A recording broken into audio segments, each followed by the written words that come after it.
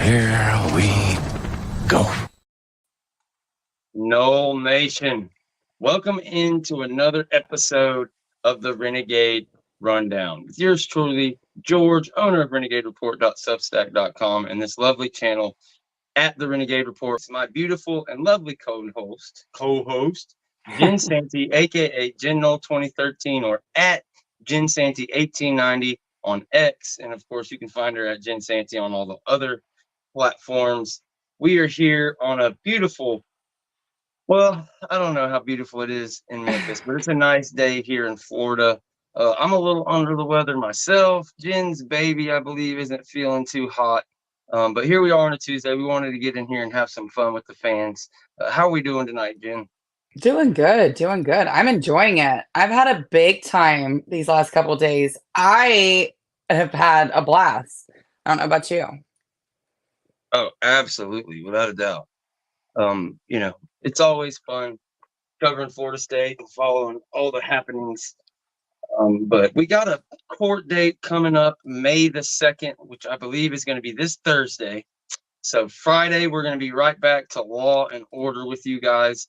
All kind of stuff going on between, the AG filing a lawsuit against the ACC and ESPN for, that discovery they requested earlier, Miss Moody, to the case in North Carolina, as I mentioned on Thursday, to the case down here, which we're already, so far into that 7 days, not including weekends that they had to respond over there. There's a ton of stuff going on. And Friday, we will be, right on top of that. But right now, the transfer portal is right about to end. I believe tonight is the final night for the transfer portal being wide open where people can enter. And just in case people out there are wondering, the transfer portal, what you're hearing about ending tonight, that's just, again, as far as players entering. That's the deadline for people to enter. So it doesn't mean that guys have to be signed by the end of tonight or anything like that. This is just the final day for people to enter. And also, graduate transfers are not included in that. I believe they have till Friday or something like that. So there's still a few other days for some of the grad transfers and things. But as far as the portal being wide open, tonight is the end of that. Now, why does that concern us? Why do I want to talk about this so bad? Well, look, I got on here and stood 10 toes down, and I thought 10 players, possibly more, could hit the portal. We were at around 89 scholarships. We're facing down the barrel of a scholarship reduction. There was, a lot of talk about possibly wanting to bring in a defensive tackle in, maybe a wide receiver. I was really hoping we could get a linebacker to come in here and fight for a starting job. But look, the way spring camp went, linebacker was far from a position of need. A lot of guys are stepping up. A lot of people maybe have questions at wide receiver. Not so worried about it. I really think this is going to be a run the ball down the middle and play action team.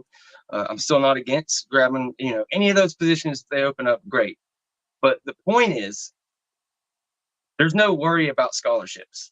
Whatever they have to do, and I'm watching The Wire right now, and if you've ever seen The Wire, there's a whole the whole thing of this show is all these cops trying to do the right thing, or maybe not, but at the end of the day, it all comes down to juking stats, turning felonies into misdemeanors, things like this to make everybody look good. So I don't know how they juked the stats or what happened, but that concern of being over the scholarship limit or this or that, apparently that's been figured out. Whether it's NIL or however things happen, fine. I am so happy to be wrong. I've said over and over, some of these guys that leave, it's going to sting. So one of the guys that did actually hit is Van Javius Jacobs. That wasn't a guy I wanted to see. There's nothing wrong with him. We hope he would have stayed. He'd only been on campus for a year, and even he did pretty good as a true freshman. Really a big fan of that kid. So, the roster has been upgraded to that level, but we just thought some people were just going to have to leave. They were going to have to make room. But apparently not. We get to keep these guys. A guy like Jackson West that I was worried about. Next thing you know, man, he has a killer spring game. We're looking at maybe this guy can be a real impact player for us. So, it's neither here nor there with, the guys we brought in or didn't bring in. Another thing, as far as perception goes out there, I know a lot of people are upset that, You know, they see Miami signing all these players out of the portal, all these teams getting guys. This isn't its own, you know, class. This is just a recruiting section. This, like, high school recruiting is on to 2025, but the transfer portal, this is still the 2024 transfer portal. And Florida State still sits number 4 or number 5, whether you look at On 3 or 247. Like, we still have 10 blue chip, you know, transfers as compared to Miami's 4 that they're all hyped up about. And, you know, we had 18 exits in the first period, really kind of trimmed the fat, cleared, you know, everybody who, you know, really needed to go, they left. So we thought we were just going to have to take some just because we had gotten to a point where, you know, that's how good we were. But hey, it's a different solution. So we'll find out down the road, maybe who is willing to be a walk-on and or what got figured out, whether they're just going to go ahead and go with all 85 scholarships this year and then handle, you know, all, you know, the rest of them, the all 5 next year, and, you know, figure out the NIL plan for that. I'm not sure. I just want to be real clear. I have no information, no inside source. I haven't talked to anybody about this. It's just simple math, looking at who we had and who did or didn't go, you know. But again, we haven't taken anybody necessarily.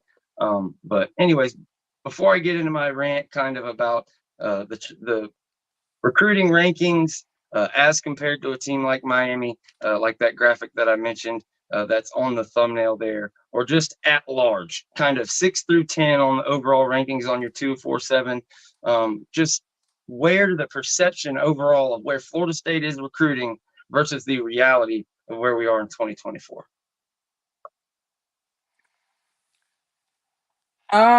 Well, I think for me, I think they're doing very well. I think they're ranked top 4 in the portal. I mean, regardless of whoever came out in this spring session, they're still ranked 4, guys. I hate to break this news to you, 4 or 5. Their portal ranking is still very good. If anybody is to be trusted on portal takings, I would believe it should be Mike Norvell. And their recruiting class was in the top 10, top 12, whichever one we landed on. I don't really know if you want to count on the 4-star walk-on. I know some services don't. But that's fine if you don't. That just means you just want them to be ranked lower, but that's fine. So I really don't give a shit what anybody has to say about their portal rankings and their high school recruiting because they just went 13-0. So we can complain all we want to, but they still beat those teams and they did it very well and they did a very good job with it. And this coaching staff actually kind of knows what they're doing in the portal. They also kind of know, look, I'm not going to say I'm not impressed with high school recruiting, but what I will say is I enjoy that they go after the kids they know they can get. Have they wasted their time on 1 or 2? Sure. KJ Bolden comes to mind. But I think they were never really given anything other than lies from him. So I can't fault them for that. Travis Hunter is another one. So I don't know what else you want them to do. They were burned by 2 kids. Yes, 100%. Were they burned by another red flag kid? Absolutely, 100%.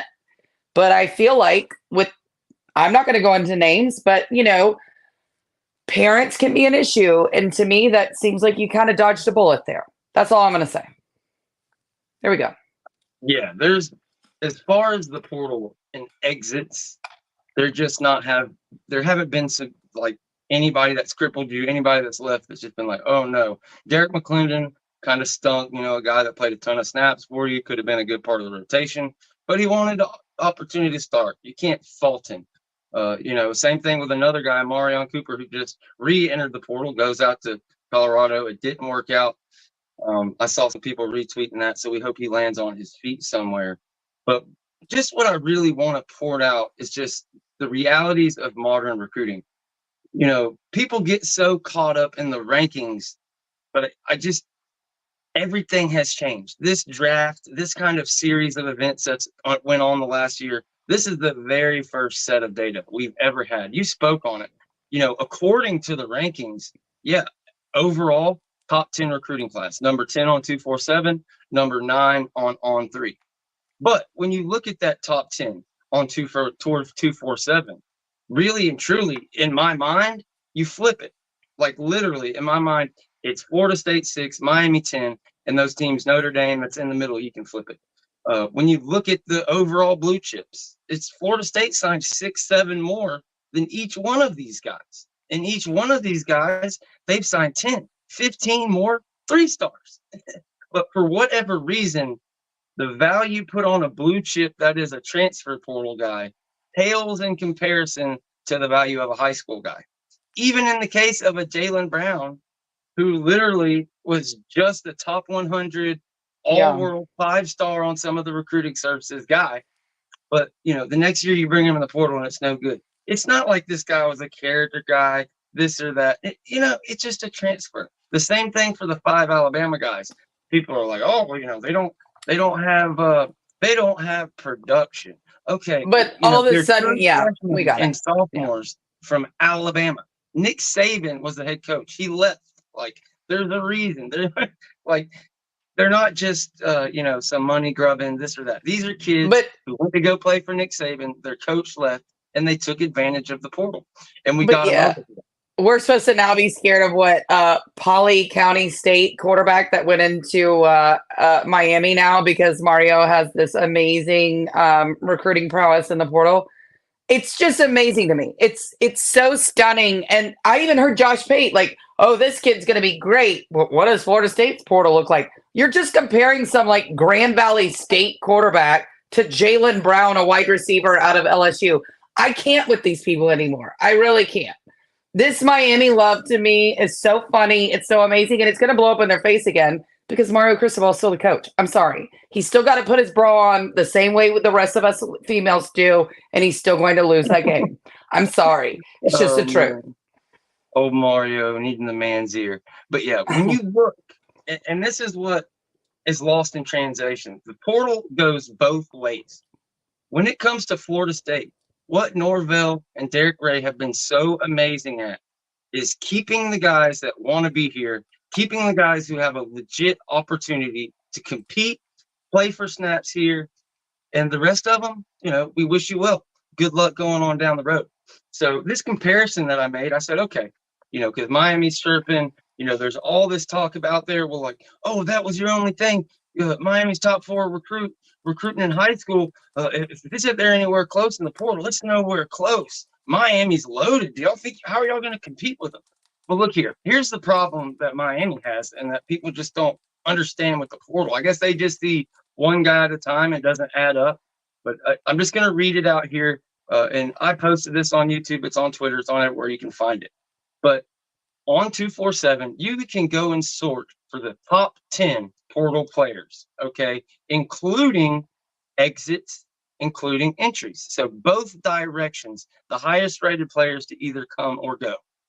When you look at Florida State and what Mike Norvell and Derek Ray did, you have to go all the way down to the list. You get to 11 to the first transfer portal guy who left Florida State. But then you find out it's DJ Lundy, and he never really left. He came back before ever suiting up for Colorado.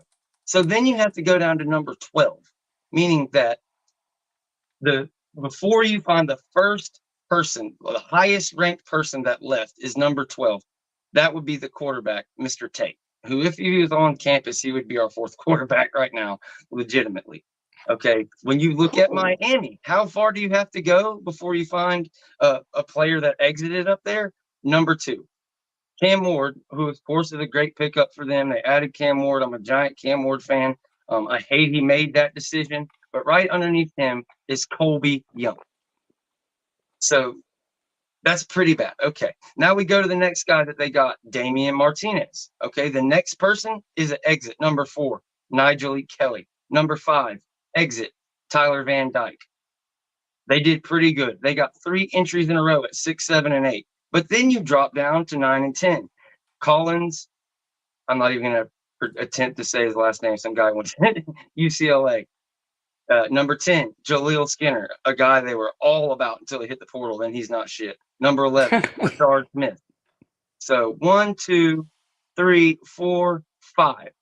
5 of their top 10 or 5 of their top 11 players to hit the portal, players in the portal are exits. As opposed to you have to get to number 12, number 13 before you find a Florida State guy to exit. So that's the main difference. People act like that doesn't matter, like it's all just about what you brought in. They're constantly bragging. Well, look how they've recruited now 2 years, 3 years in a row with all these classes, but they keep leaving. Kobe And Young then was still a lose to beast, Georgia Tech. Like but I he's don't. gone to Georgia. Like he's Yeah, like not there. Nigel E. Kelly, he was a beast. Yeah, 4 or 5-star coming out, but he's gone. And they pretend like these guys weren't in the plan, yada yada. Even this guy, I believe his name is Savion Riley, one of the DBs they brought in that they're all hyped up. He took a Oh, ton you of mean the snaps. one in December that's already left? Mm-hmm. Yeah, I believe Yeah. he started in the spring game. Oh no, he wasn't in the plans. There's a true freshman that showed up, that beat him out. There usually is. So Always. tell me this, how is it that you have true freshmen? How do you just start all these true freshmen every single year? I tell you how. You're resetting. The truth of the matter is, Miami now, as they're closing in on our total this year. Florida State signed maybe at this point 2 or 3 more transfers than Miami this entire time. So they've been talking all this talk about signing freshmen, but really, they've done squat. When you look at the average, now I'm going to go through here the kind of notes that I put down. Okay, so there's about 30 different, kind of stat lines I put down here. But the only one, Miami, they're ranked number 6 overall. So 4 spots ahead of us at number 10. Okay. So they got that. According to whatever they figured out to rank us, they put them 4 spots ahead of us. But now let's take it apart and look at all the different stats. Okay. Miami has a 90.37 average overall. What's Florida State's average? 90.44. Okay. Advantage Florida State. Okay. Miami had 15 projected transfer starters according to the Nolecast, who I trust because they pretty much predicted every move that's happened so far. I think that may have dipped because a couple of the guys like Savion Riley that were a part of that projection have left. So I'm not sure where that's at.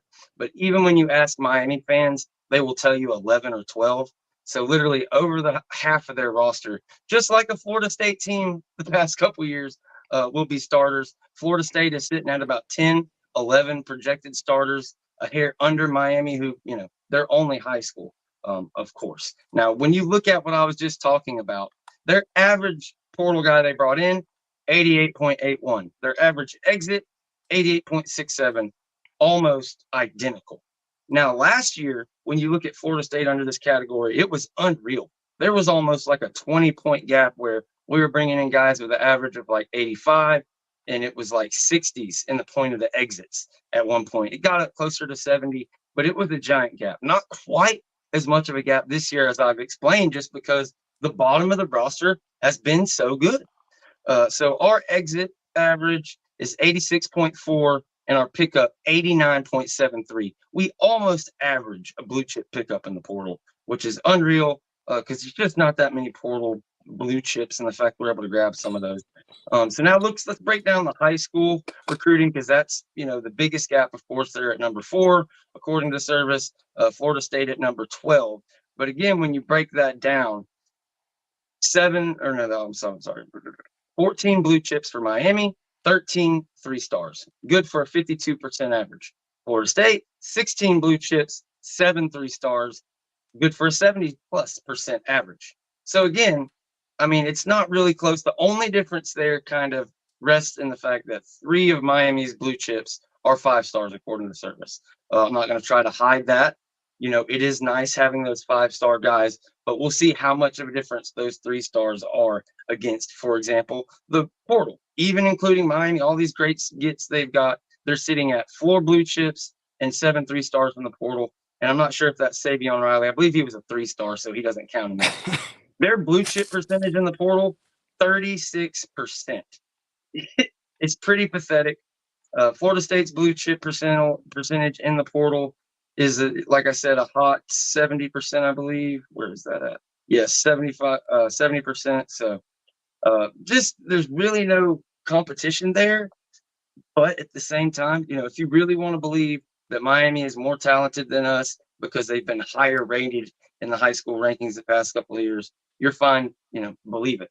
But 2022, nobody really killed it in that 2022 class, but basically it's gone. The entire class. They want to say, oh, well, it's a transition class. Okay, that's fine. We'll give you that. 2022 is a transition class, so you don't need it all. That's fine. Okay. But you've only been there 3 years. So where are we going to now? 2023.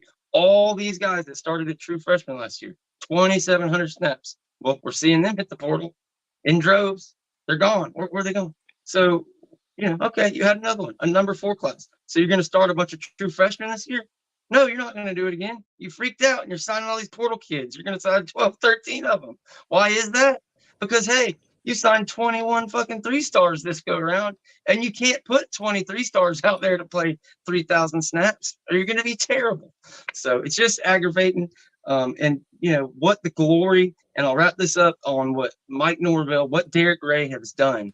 They have taken an NFL general manager approach, and every single year they get the best guy they possibly can, and the guys that haven't worked out or really truly would be better in another space, they let that happen. It's constantly a climb. They literally are fine-tuning this roster from 30% blue chip ratio to 42% to 62%. By next year, we're going to be touching 80%. So, if you think another school recruits over Florida State is going to make some big difference, it doesn't. It just doesn't, because Florida State we have guys from the 20 class, 21 class. All these guys, Josh Farmer, Shaheem Brown, across the board, about 10 guys, I believe. High school guys from his very first classes, the classes that everybody hated, talked all this shit on. These recruits that had no stats, like Johnny Wilson, Jermaine Johnson, Trey Benson, all these guys, first-round draft picks, second-round draft picks, great players. Well, now what the hell do you think it's going to be when Florida State's 9 and brought in 27 blue chips? Lose me with it. It is what it is. On3, I will give it to On3. They figured this out, how to kind of do the overall recruiting rankings and figure in the exits versus the entries. On3, I believe Florida State's number 4. Miami's all the way down at 19. So they really changed. Last year, On3 had us like 13th in Indiana and all these 2 guys in front of us. But I see the chat. Everybody's making fun of me. I've got a lot to say about this subject, so I just really wanted to get it out there. I'm here to address sure, I would love it if Odell and Randy Shannon signed 3 5-stars every year. But the 10 transfers we brought in the past couple of years, first round, second round, third round, undrafted free agent. We've had 2 misses, if you want to call them that, and Jared Jackson and Gilbert Edmond, both who provided quality depth while they're here, and just moved on. Yeah. And yes, I got oxygen. We'll be good. But yeah, sorry. I had to do it. Well, no, I agree with you. I think that all the weekend, like everybody laughing at Miami, was because of Miami whining about Florida State using portal players, and now they're beating their chest over being ranked 15th in the portal, while Florida State's still ranked 4. So I don't really understand what's going on with them, but it's still the same old rinse, wash, repeat.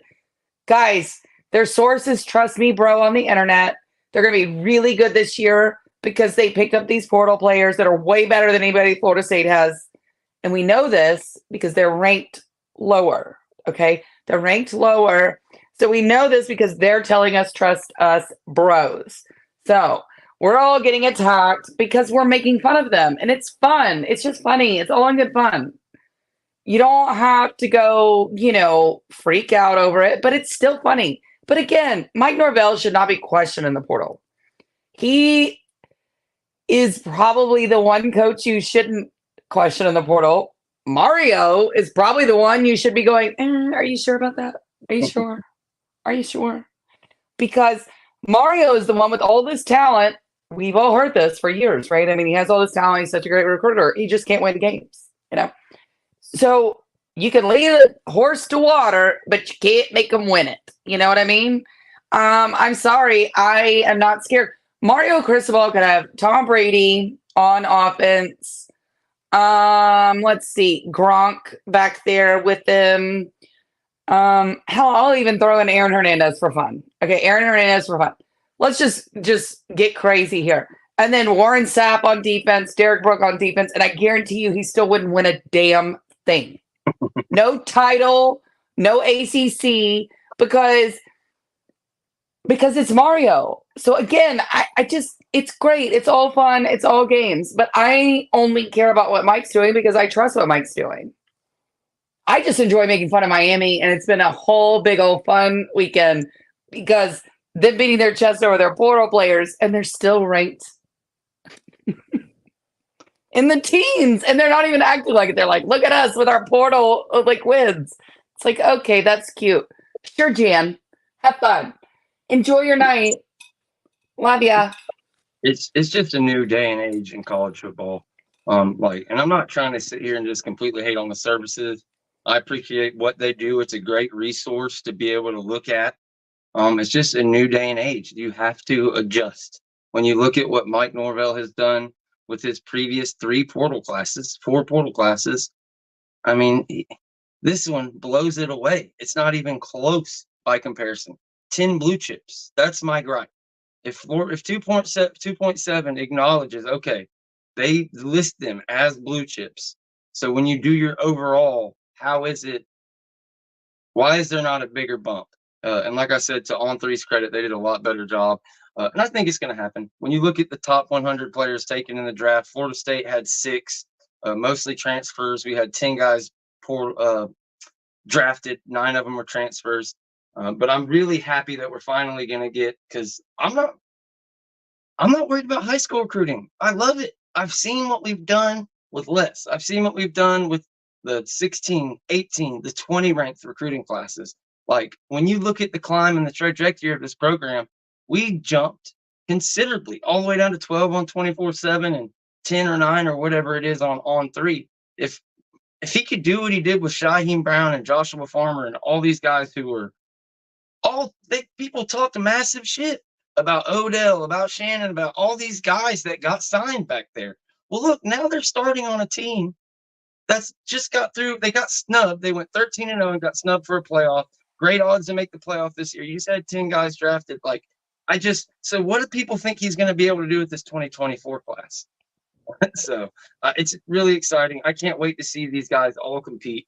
And there's really a triangle. There's 3 pillars of recruiting today. There's retainment, there's high school, and there's portal.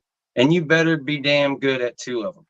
Okay, Florida State is pretty damn good at high school recruitment. Whatever you want to say, I would love it to be top 5.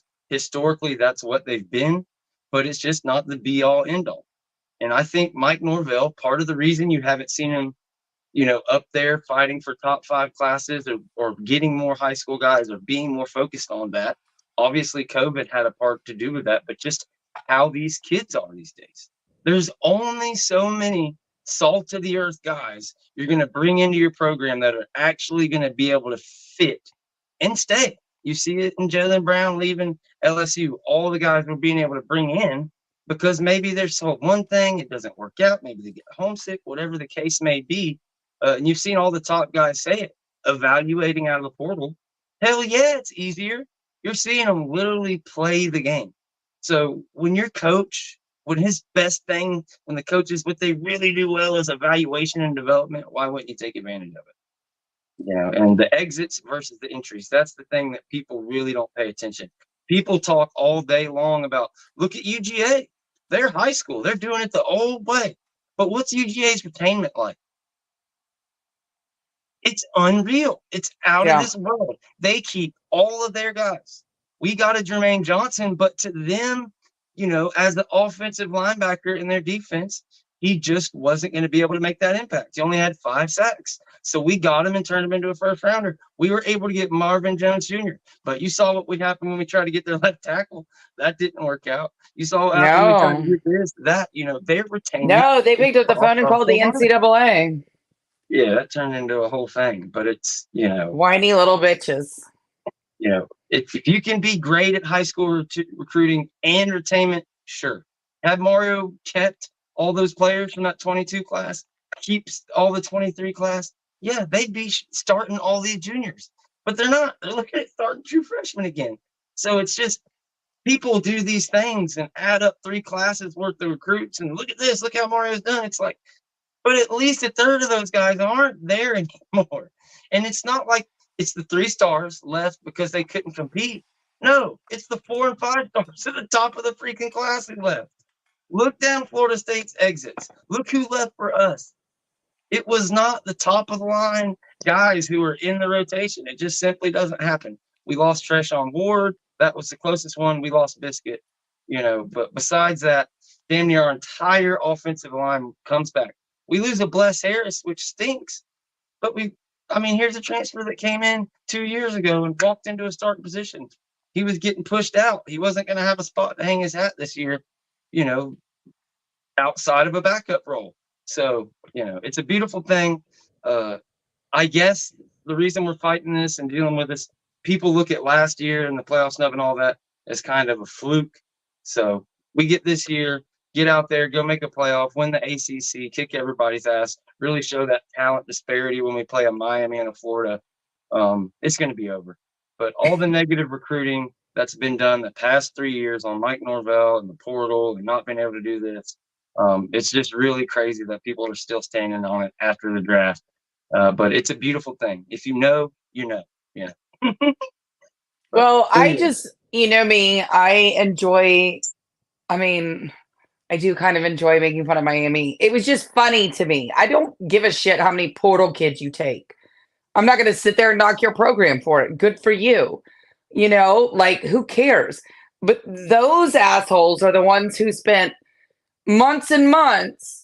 Your team is made up of this. Blah, blah, blah. Even though they had taken more portal players than us, it was not Florida State's fault that you guys sucked at evaluating them, and all your portal players sucked. I'm sorry, that's not anybody else's problem but your own. Just like your fan base doesn't show up, except for unless it's on my Twitter feed, which is, by the way, they're bots. Okay, they're all bots. Because I've never met a live Miami fan. If somebody can point me to one, I'd be surprised because I don't think they really exist. They're all bots. I'm not going to ever discount anything Mike Norvell's doing right now. Let's see how this year goes. If things change, if things shift, if it doesn't look as good, then maybe we can talk about it again. But for right now, who in the world is criticizing this man for going 13-0? Yeah. Besides haters. That's the only thing you can do. He's done pretty well. Clemson was recruiting well. Clemson had top 10 classes in high school recruiting. And they weren't winning anything. What's going on? Yeah, there's no doubt that Clemson, their refusal to hit the portal has been tough. They've been pretty good, but nowhere near good enough in high school to completely ignore it. They've lost some guys. We're going to see. We'll see if they bounce back this year, but I'm not convinced. You have to be either great, and I mean great, in 2, or you've got to be damn good and proficient in all 3. And one of the areas that's taken a lot of heat is high school recruiting of offensive line. We've been talking for the past 2 years saying, look, there's not a big class for them in 23, but just wait or 24, just wait till next year, wait till 2025, and look at that offensive line class we're going to be able to bring in. Now, we've already got the number 1 inside offensive lineman in the nation, Solomon Thomas, committed. Now, we've seen, I think, an on-3 kind of trending and a 247 crystal ball go in for a guy named Peyton Joseph, who just recently decommitted from Florida State after decommitted from the University of Florida, after spending a bunch of time on campus at Florida State. So I expect to see that kid end up signing with Florida State. You never know what could happen, but boom, that lands you 2 guards, basically, which one of them could end up be a center, but we'll just say 2 guards in your hypothetical lineup for the 2025 class. The number 1, number 3 guy available. There's a visit list that I'm trying to pull up right now. Holy crap. Joshua Petty, a 5-star offensive tackle, is coming in. Zaire Addison is coming in. a 4-star offensive tackle who's a borderline 5-star. Another offensive tackle, Ty Haywood, out of Texas, is coming in. Of course, who I mentioned, Thomas, is already coming in. Another 4-star interior offensive lineman, Cortez Smith. Donchell Glover, who's kind of really flirted with a lot of teams, thought we had a real good shot with him. Not so sure. Max Buchanan, also the number 18 interior offensive line. He's another guy that people have kind of flavor to Florida State. And also the number 42 offensive tackle, Rowan Byrne. But just a truly elite list. I don't know, Josh Petty, he's a guy that everybody in the world is after. I would love to get him. But Zaire Addison, a guy that's very possible, very good chance you get him in this class. If you can land 2 or 3 inside players and a tackle or 2, I mean, yeah, you're looking at that top 5 offensive line class. And I think the key to landing this class, getting the visits is great. I see people saying, "Oh, it's just a visit. It's just a visit." Well, you can't get them if you don't get the visits. So that's step 1. And they're working this thing out where they can possibly get the last visit on a lot of these guys. But here's the key. Here's why I think they're going to land all these guys, maybe more that we're even not talking about now. As I've talked about and as I've predicted, Florida State is going to be run heavy. They are going to smash mofos in the mouth this year. They're going to be able to go get that 1 yard, whether it's DJU or Roydell Williams, big ass, whoever. They're going to be able to get it. It's just going to be different. Last year, we kind of had a Keandre Jones. He was our one kind of mauler type, but he's kind of young. This year, we bring Keandre Jones. We bring back Ferguson. It's going to be a lot. Estes, all these guys have gotten over. We bring over Richie Leonard for Florida, their best guard. Darius Washington has been just an absolute legend, just really has settled in at tackle. So we've got a beast at tackle along with Jeremiah Byers. They felt so comfortable at tackle. They're moving Robert Scott inside. Maurice Smith comes back. It's unreal the depth we've got at the offensive line. Outside of Bless Harris, we brought damn near everybody back. Dimitri Emanuel and Casey Roddick are gone. Unfortunately, undrafted free agent deals there. But yeah, it's going to be a road grading offense, and the running game between Rodell, Lawrence Toafili kind of at the head of that class. Offensive lineman, all of a sudden it's going to be cool to go to Florida State. They're going to see what Alex Saxons has done for this group. We're going to have a couple guys we can point out in the draft, and it's going to be a lot of fun. So just stay tuned. Don't worry. June 21st through June 23rd is going to be the biggest recruiting weekend since Mike Norvell's been here at Florida State. It's going to be a ton of fun. I'm going to go ahead and open up for questions. That's the end of kind of my rant. And, I guess, if I missed something or if there's something you have any question for me, I figure out I can put that up there. You can give us a call. You can text in, whatever you guys want to do. But the bat line is open. And, I saw Doug Rohan in the chat. What's up, brother? With Thursday, we're going to have to get up with you about happy hour, get that thing scheduled if possible. But we always love seeing Doug. What's up, Jen? Have I made your ears bleed yet? Oh, we can't hear you. Sorry, I was coughing earlier and then I forgot to turn it back off. It happened. No, I was laughing at the chat because they were talking about how the Miami fans had not been happy with me today and, saying some words. But I was telling them that no, I can handle it just fine. And I actually enjoy it. I love when they show their ass. Makes me happy. Yeah. Jen is not she's not a naive person. I am not sitting here clutching my pearls. It's fun. It's actually fun. I was searching for an analogy there, but yeah, that's good.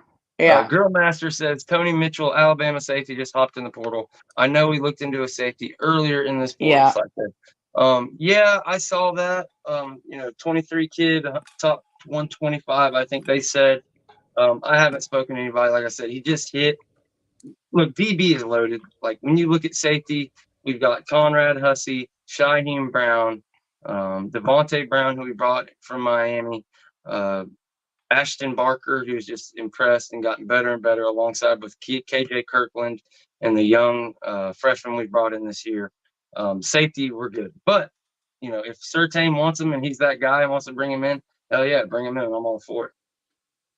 Yeah, I'm sorry, but any of these coaches really want to bring in at this point, I'm not going to sit here and be like, oh, why are you doing that?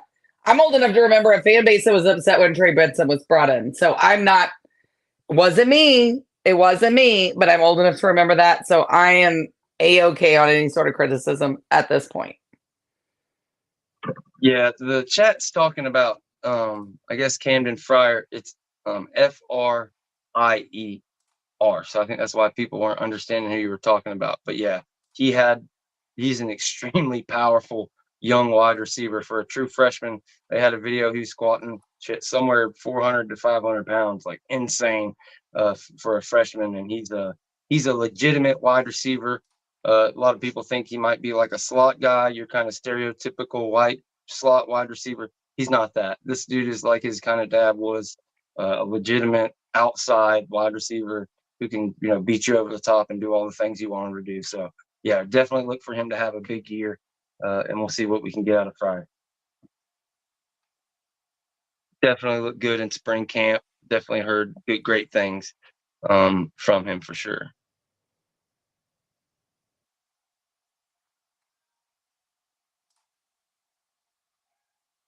Nick Snyder says, do you think there's an easy solution to wide receiver other than developing who we have? Seems to me we need a lot of time on the catching machines. Look, I get it. That's kind of the narrative out there. You watch the spring game, and it's not like these other schools like Miami where it's a track meet out there. But I'm gonna stand on it and just we're fine. I think this is gonna be a lot more of a play action team this year, running the ball, getting guys, kind of schemed open and like I said, open on play action. I think we just have one of, if not the best defensive back unit in the nation. We had James Coleman on here, and he showed you guys that play sheet. There was 12 plays. These guys had to call in that spring game. Like 6 of them were offense, 3 of them were runs. It's like the defense knew exactly what was coming. There was only so many options. Oh, he's dropping back the pass. Oh, it's either crossers or 4 deep or whatever the case may be. Like you just didn't get a good chance to see what these wide receivers are going to be able to do against defensive backs with 0 tape on them, all these things. So yeah, I don't put too much stock into it. Go back and look at last year's spring game. Look at Jordan Travis's stats and what they were to DJU's. Here's my kind of take on that as far as people worrying about receivers and DJU, whether he's going to be able to do this and that. As far as take the legs and the intangibles and everything away, DJU, as far as his stats at other places, basically he has been a thrower equal to what Jordan Travis was in his final year here. So that's kind of the floor of what you can expect with DJU. And Norvell hasn't got his hands on it. Like, if you don't expect an improvement, I get you. Maybe I'm a homer, but just everything I've seen, he's going to get this thing to a next level. You got a guy who obviously is just getting older. He's getting better. He was better at Oregon State than I think he ever was at Clemson, just because, he was a year older. It was a tough situation. He made a good outcome out of it. And yeah, I'm fired up. I think DJU's being extremely underrated. I get kind of some of the NFL stuff, but as far as in college football and Mike Norvell's offense, it's going to be scary. We're going to be just fine. Teams are going to be having to keep 7, 8, 9 guys in the box to stop the run game. And we have plenty of receivers who are fast enough. We have enough traits across the board that we're going to make teams play. Whether it be a guy like Ja'Kai Douglas or Kentron Portier come back for a 17th year, Jalen Lucas, who's going to be extremely dynamic out of the backfield. He'll probably play in the slot some. We're loaded. Plus, there's a lot of these young guys. You never know what true freshman could step up and be a beast till you get him on the field. Jalen Brown, he's a true sophomore. Like, who knows? He could show up. So I'm fine. It's not the end of the world. I didn't want to get a wide receiver unless they're going to be somebody that could. You're not going to get a Keon. Keon's once in a million. He's Keon.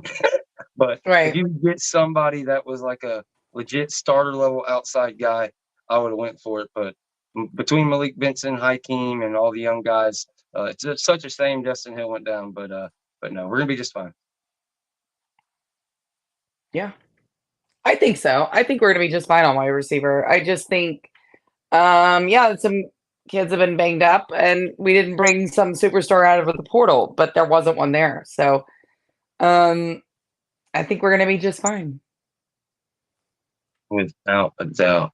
Again, guys, the line is open 850-495-1906. If you have any questions, now is the time. Wait, I gotta say something else. We did take our superstar out of the portal. It was just Malik Benson, and it was in the winter portal. It wasn't the spring. So yeah, I think everybody is freaking out because we basically finished our portal earlier. Sorry. It's for no reason, because traditionally it's always been you only get a couple guys in this. It's always been less dramatic. It's just how it goes, and it's the same way this year. The only reason Miami's having to sign all these guys is because they're freaking out. They got Cam Ward in, and they're looking around and like, oh shit, we're gonna have to just forget it. It's year 3. We're gonna have to drop all the bullshit about high school guys and get whoever we can get in here. And hey, that's fine, but all that negative recruiting you done for 3 years, it's gonna come back and bite you in the ass, because for obvious reasons. So I can't wait just to see what our guys do. It's a climb, guys. There's not going to be some giant drop off. Yes, you were pretty old and extremely experienced. You lost 10 guys in the draft, so it's going to take time. It is somewhat of a rebuilding, a reloading year. But the talent level, what you're going to see out there, no. And again, I've been kind of sickly, and Jen's baby girl is sick, so probably just do about an hour, if anything, tonight. So guys, like I said, if you have any questions, now would be the time to get those out before we get out of here. As I look through the chat here.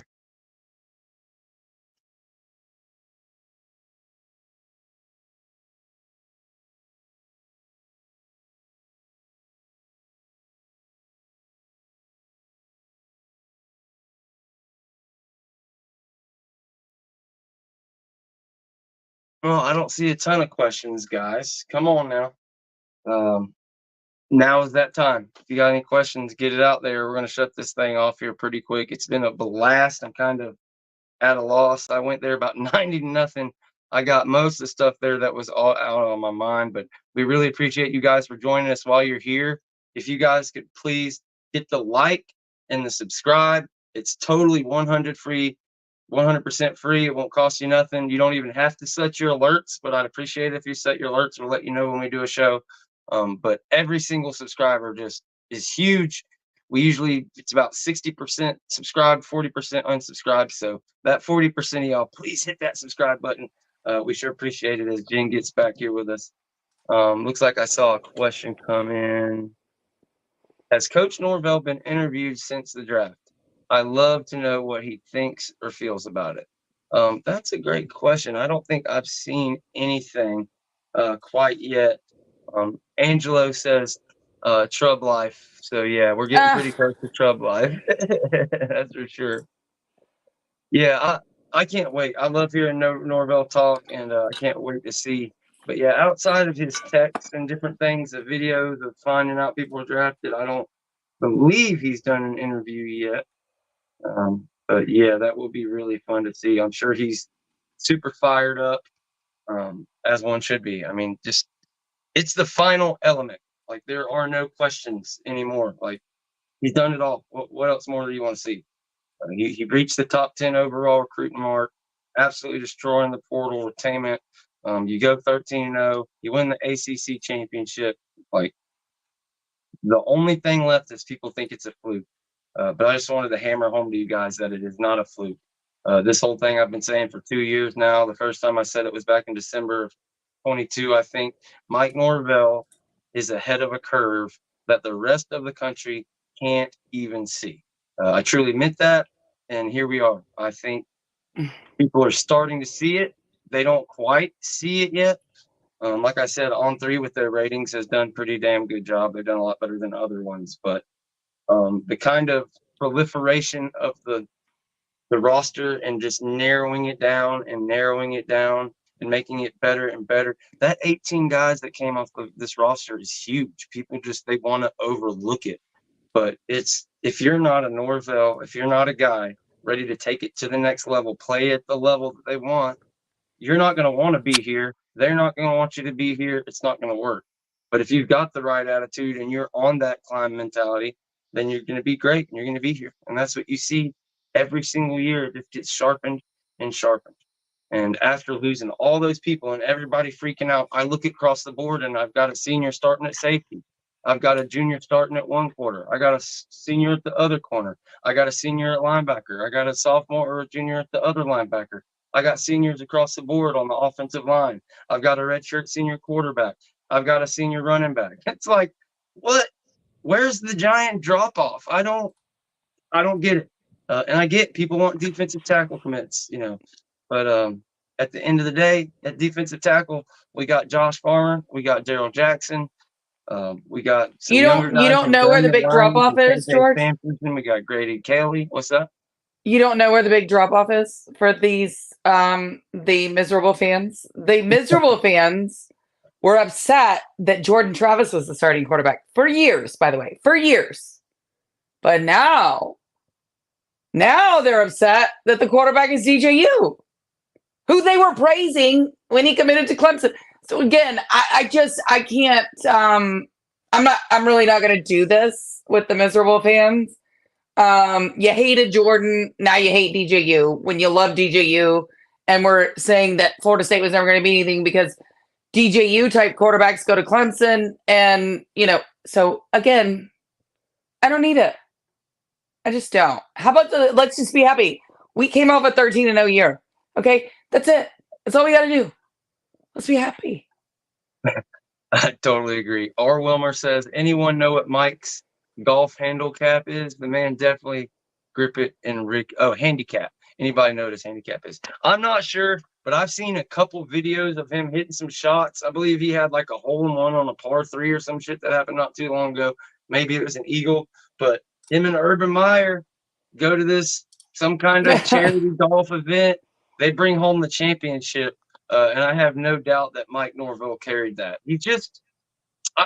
I haven't got to meet Norvell. He's like one of the only coaches, kind of, or players that I haven't really got to meet yet at all. I can't wait to hopefully get to meet him and get to really bend his ear at some point in time before it's all said and done with. But I have it's like I'm pretty sure he's read the Book of Five Rings that I'm always talking about, Masashi Miyamoto, and kind of like just being great at all these different things, because everything you see him do, like his golf shot, that is not somebody that's just like recreationally out there playing golf a couple times a week to set up business meetings and stuff.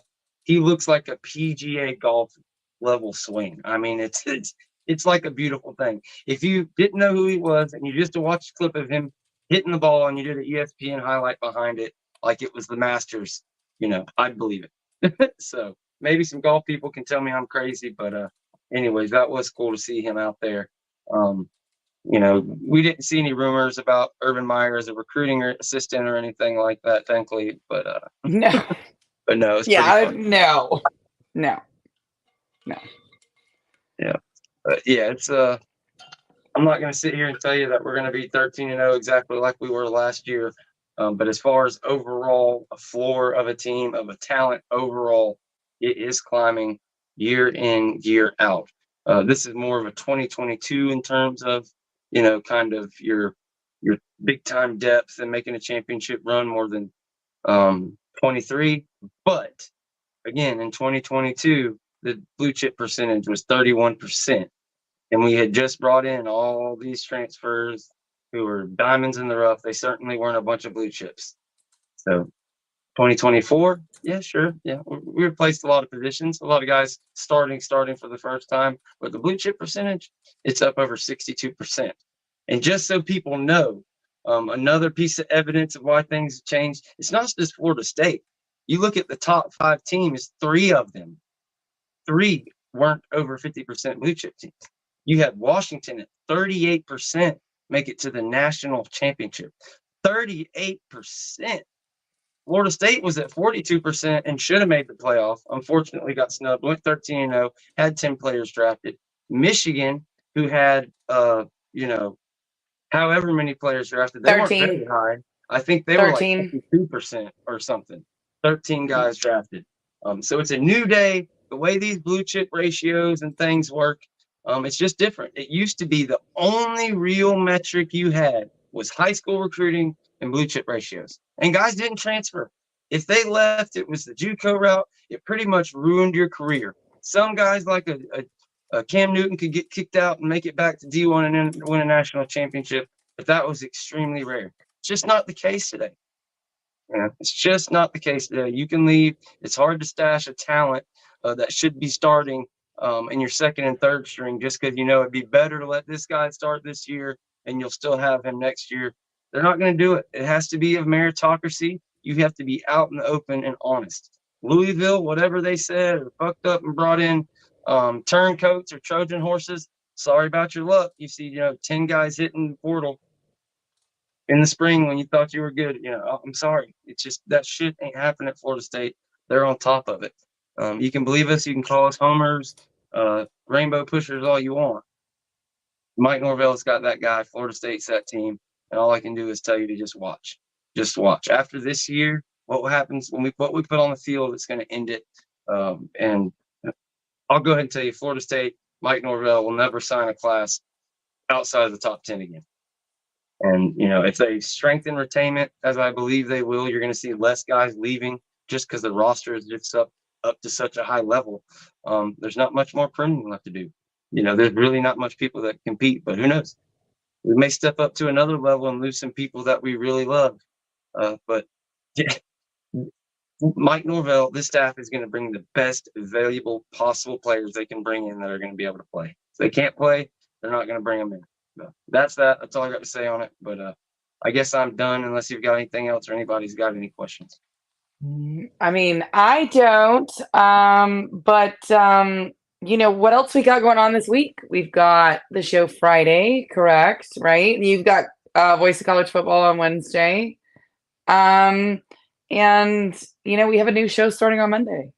So yes, absolutely. I'll be on Voice of College Football at 6:00 Eastern with James Coleman of Den Media Group, Chris Frazier of Spear Addicts, and of course Mark Rogers of the Voice of College Football Network over there at Voice of College Football FSU. As Jen said, Friday we'll be doing our normal show, probably at Sunday. 7 Eastern. Yeah. What's that? Oh, and then Sunday. I didn't mention Sunday. I'm sorry. I got you. Yeah. Friday we're going to do our regular show. It'll be after the lawsuit. We'll be able to see the hearing. Actually, won't be able to see it live, I don't guess, because we're going back to North Carolina. But anyways, Thursday, May 2nd, we've got the hearing in North Carolina. We'll be here Friday to talk about that at our normal time of 7 Eastern. And then, of course, Sunday. Don't have any plans Sunday, but, of course, we'll have a show. Who knows? Maybe we'll be lucky to get one of our lawyers on here in the next couple of days. And also, like Jen just mentioned, Monday, the Renegade Roast is going to go live. We're going to have our debut episode of that. Currently planning 9 Eastern, somewhere around that time. So look forward to that. It's going to be a whole lot of fun. A brand new show with Jen and our good friend, Tiny Hat Gang. They're going to, we're going to clip some of these. I'm going to clip some of these, videos on podcasts. They're going to send me stuff to, grab tweets and stuff. And we're going to just look at all of the stuff. And Jen and Tiny Hat are just going to let it have it, do what they do some trolling. Our guy's going to, go on some of his famous rants, and it's just going to be a lot of fun. So stay tuned, and because that's going to be a lot of fun. And we appreciate you guys again. We've got 187 people. This is only on YouTube, I believe. Maybe it is on Twitter today. Whether you're on Twitter or YouTube, just please go hit that like and subscribe, and we sure appreciate you. And I guess we'll see you next time. Shrub Life. I guess we'll give Angelo his wish, and we'll go out with Shrub Life. If I can find it. I've got too many videos uploaded on here now. There we go. Hey man, FSU works for everybody. Let's go. First off, fuck Bama in the roll tide. Fuck Tuscaloosa in every city that's close by. Bitch ass hillbilly redneck fans. Auburn almost caught y'all slacking like dress hands. Michigan trash, they ain't got a damn chance. Only Wolverine I respect is X-Man. Keen ass coach got exposed, still in plays. Damn right I'm bitter, y'all sweeter than lemonade.